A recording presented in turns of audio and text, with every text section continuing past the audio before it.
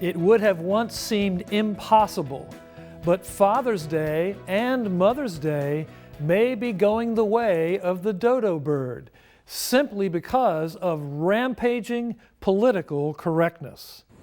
Just a few years ago, during the Obama administration, the State Department decided they would no longer list a mother and father on passport applications, but rather Parent 1 and Parent 2.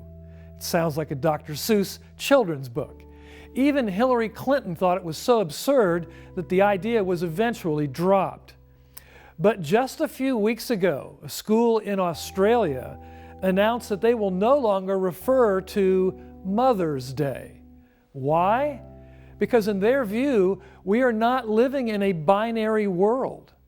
Since gender is a fluid concept to these enlightened bureaucrats, they decided to call Mother's Day Acknowledgement Day.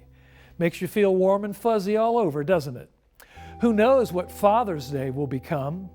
Please let me be the first to wish our Parents 1 and Parents 2 Happy Acknowledgement Day.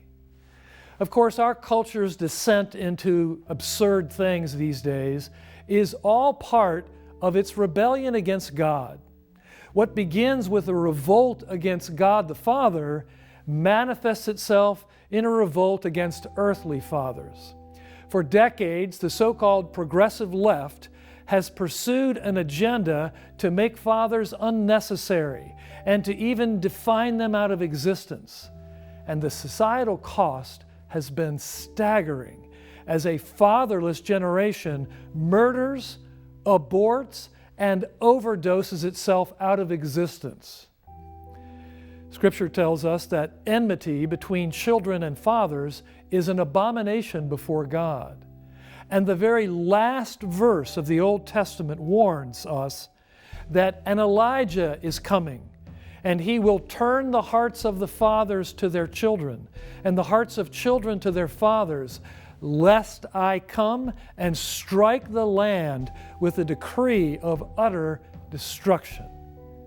Our culture should repent of its war on fatherhood, and we, of all people, should honor our fathers and mothers so that we may live long in the land the Lord our God has given us.